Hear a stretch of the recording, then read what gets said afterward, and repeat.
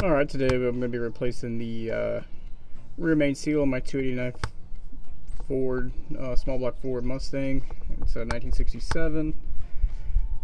So I went ahead and started off by removing the oil pan and gasket, which I'm also replacing. After that, you're going to go ahead and remove those two bolts on the pictured screen right there. So I'm going to be removing those, getting that out of there, and then I'll be working on the rear main seal. From what I've seen, it seems to be pretty straightforward and pretty easy. I bought a two-piece felpro seal that I will put the part number in the description. But yeah, I'll go ahead and throw it on time lapse and we'll go from there.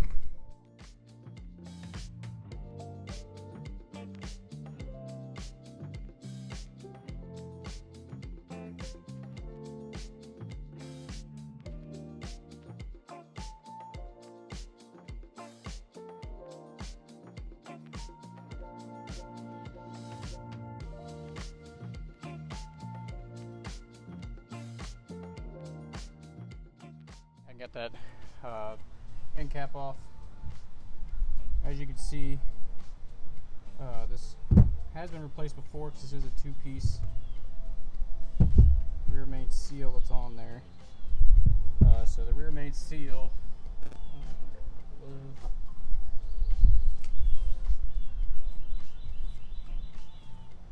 just don't want to get super oily. Trying to keep from having a bigger mess. I just had 150 pairs of these. Disposable gloves I got in the Carbon Free like everybody else. Yeah, so as you can see, I definitely think this has been replaced before. The gasket itself is a two-piece. The rear main seal here. Never installed it. They did install it correctly. It looks like they have the flange going towards the front of the car, which is where you want it. There's actually a little lip. I don't think you'll be able to see that, but if you run your fingernail in there, you can feel it. And then right here, you can see how this sticks up just a little bit. That's how you really want to do these two-piece rear main seals, because if you do it flat, oil has a chance where the top and the bottom are going to meet here. Oil has a chance to go ahead and get that slide right through there.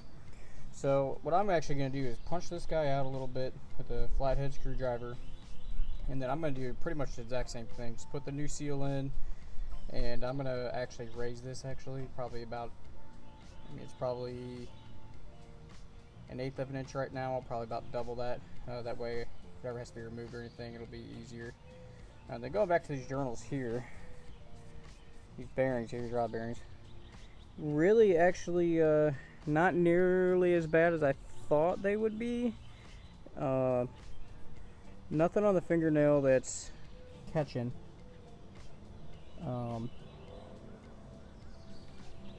Feeling pretty smooth. There's no scarring. I can't see any hatching or anything. Actually, it might be just a tad. Tiny bit of scarring.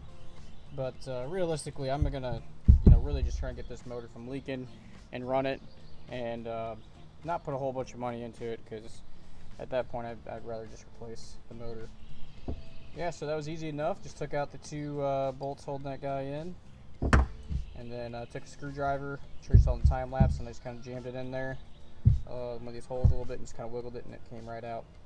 So it does have a ton of sealant on it.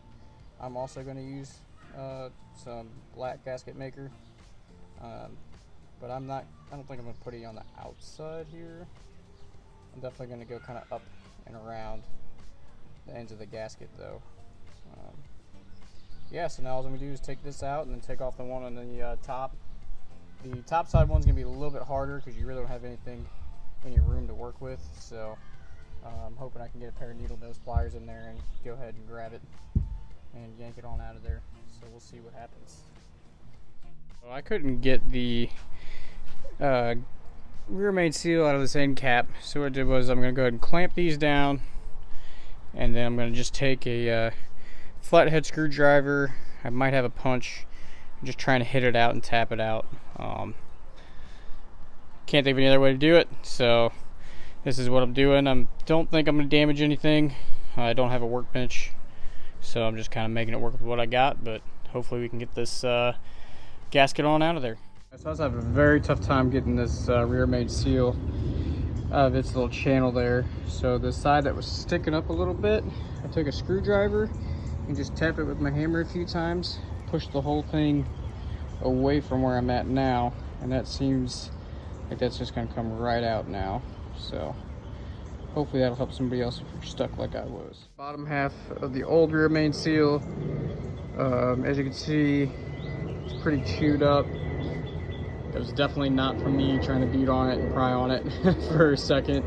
No, it actually looks pretty good overall. There was a little bit of a ledge, but not compared to the new ones. I really do think this new one's definitely going to help. I think there should be, right down here in the collar, a little pin or something that would not allow the rear main seal to spin when the crankshaft is spinning.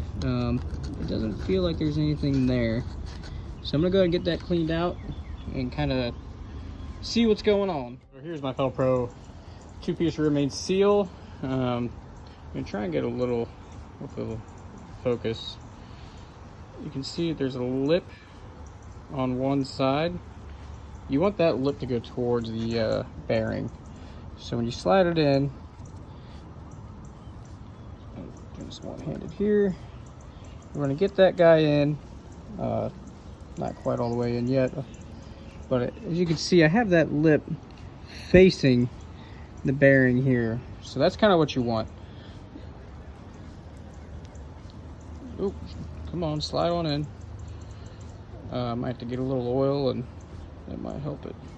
Don't really want to beat this in too much. I do want to stick out on one side, but that's quite a bit. So I'm gonna go ahead and get off camera, get some oil, and try and slide this in a little bit better. All right, so I went ahead and got that rear main seal in there and show it to you from this way. So as you can see, I do have that seal sticking up right there, and that's what you want. What I did was I just made sure I took a pair of pliers and made sure that I could get a good grip on it. And that way, if I ever need to take this apart again, I can hopefully and easily remove it. What you don't want to do is you don't want to put that rear main seal flat. If you put it flat on both sides like this, then you have the top half, you're going to have oil just come right through the middle of that. So by offsetting it, you're really helping keep it in oil in where it needs to be, and you're really sealing up that rear main. Alright, before I put you guys on time lapse, I want to show you what I'm going to go ahead and be working on. So the rear main seal goes right around up top there, and what I'm going to be working on is pushing that seal, that little metal piece of the seal, right there on the left hand side, and hopefully I can get it to come out on the right hand side. This doesn't look like it's going to be fun, so wish me luck. And definitely look at those bearings. They definitely do look a little scarred and everything. I'm okay with that. I have different plans versus investing a whole bunch of money in this motor that I definitely think was a rebuilt and runs pretty strong right now. So if it goes, it probably won't be getting another 289 in it. So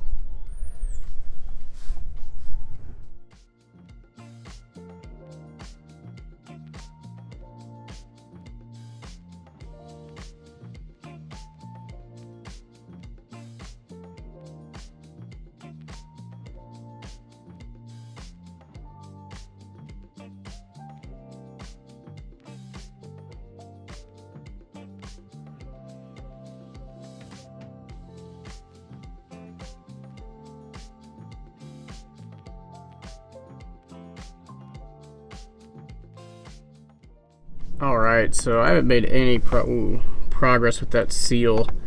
I'm going to go ahead and get a punch, and maybe that'll help drive that on out of there. That's the upper portion of the rear main seal. I was able to get that off today. It's a new day by using a punch. I just went and picked up these Irwin punches, 5/32. What I did was I just put it in the channel and then hit it with a hammer a whole bunch. It was actually pretty difficult to get out of there, but you can do it. I don't think these were lubed up or oiled up or anything before when they were installed, so I'm going to throw just a little bit of oil on them, just a nice little film, that way everything can slide. Obviously this is the rear or the bottom portion, But anyway, as I was hitting it on this side that was down in there, I was also, once I got it going, I was kind of pulling on the side that I had sticking out, the opposing side. So what I did was I used these big channel locks, and when pulling it, you know, this gasket's round, so if you're pulling straight up, that's really not going to help it get out of that channel. So what I did was I tried mimicking it, the circle, and when I started doing that, that really helped make some progress. And then I just had to, you know, kind of rip it pretty hard to get it on out of there. But we ended up working out, so off to the auto parts store to get some oil and a couple other little things to finish this up. So I'm getting ready for the install of the new rear main seal. We already got our new bottom half in there, and then we at the top. So what I'm going to start doing is just taking a little bit of oil, fresh clean oil, kind of just give everything a nice little coat.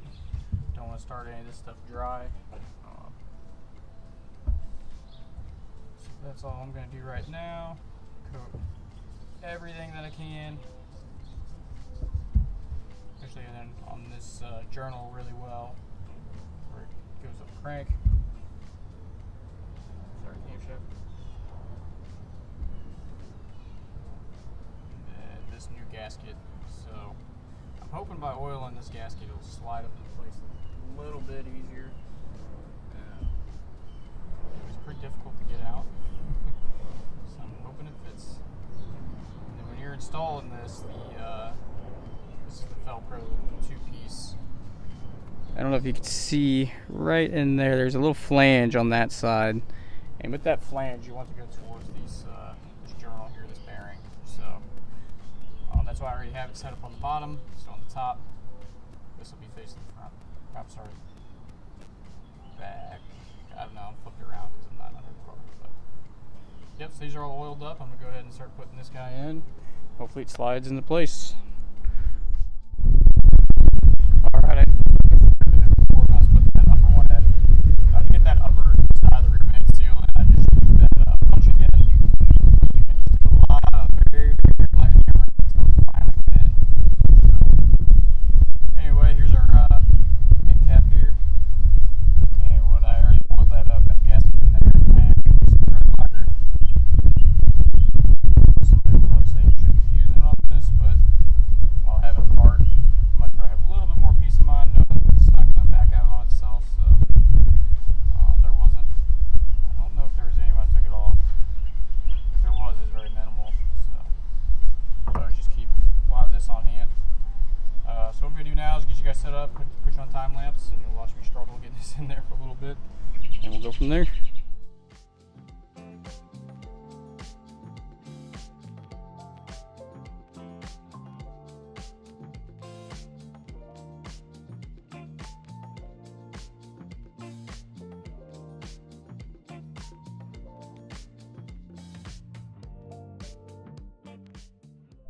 Alright, I got the rear main seal installed. Now I'm going to be just tightening up the connecting rod end caps there.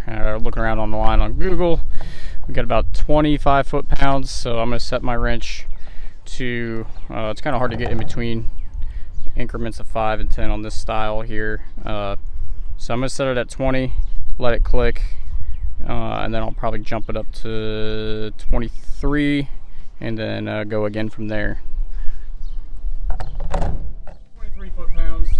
When I first put them up there, I just got them kind of hand tight, just a little bit more. That, a little bit more, there it is. So that's probably about 23, and then I just brought it a little bit more, so a little bit, there it is. Alright, so we're at 23 foot-pounds. I'm going to go ahead and just turn my dial. This kind of old turnstile torque wrench. Go ahead and just bump it up another foot-pound. I think they might be around 25 or so after looking on Google. They fluctuate just a little bit. So should be right at 24 now. There we go. And there it is. So really they're about hand tight. Say about 25 foot-pounds is pretty much hand tight. So with that, that concludes the install of the rear main seal. I'm going to go ahead and get a little video close up to show you guys what's done.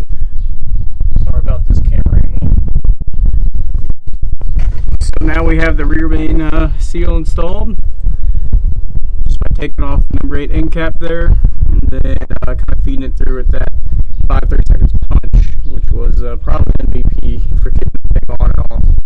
So I did have one note when putting that gasket on and even taking that rear main seal off the upper portion, because it's circle.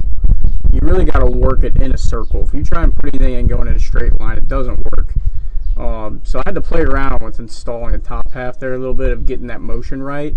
And then as soon as I just barely tapped it with a that punch, I mean, it slid pretty much right in. I had to keep tapping it just a little bit. That wasn't something that I was trying to really, hammer away at super hard to start out with. So a whole bunch of little taps, got right into place. And then I had it on time lapse, but I would measured kind of how long it was sticking out on this side and that side, the left and right side, for offset for the bottom and the top. And what I did was I just used my knuckle, and I went to the first little knuckle on my middle finger there and got them both the same. And then whenever I was installing the bottom side, you could feel it kind of click into place and not be like bound up or anything. So hoping this helps fix all my oil leak issues. As you can see, I mean, over there, we got oil caked everywhere. I just did a transmission pan in a previous video, so no transmission oil anywhere. Then upcoming, I got the oil pan gasket. I'm going to go ahead and knock that out. That's going to be in a separate video. And then after that, I got to go through and clean everything because it's all caked with oil. Alright guys, so just got done doing the oil pan gasket with the associated hardware, and then the rear main seal. Unfortunately, I have a huge leak on that transmission cooler line right there. It looks like I just need to tighten it up. I'm very glad it's not oil, but getting up in there to tighten that is not fun. And I remember I struggled when I installed those the first time, and I honestly don't think I had it very tight, clearly, because it's leaking. So I'm gonna go ahead and try and get a flare nut wrench on it, and hopefully I can get it somewhat tight and snug. If not, I might have to look into buying a special tool or something, because there's just not a lot of room up in there. So after doing the oil pan gasket, restoring the oil pan, and then doing the rear main seal on the motor, we're going to go ahead and start it up. Admittedly, this isn't the first start, but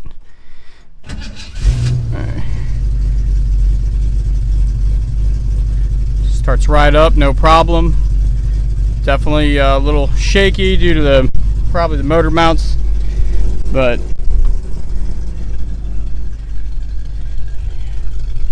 oh yeah, sounding good. We got no leaks.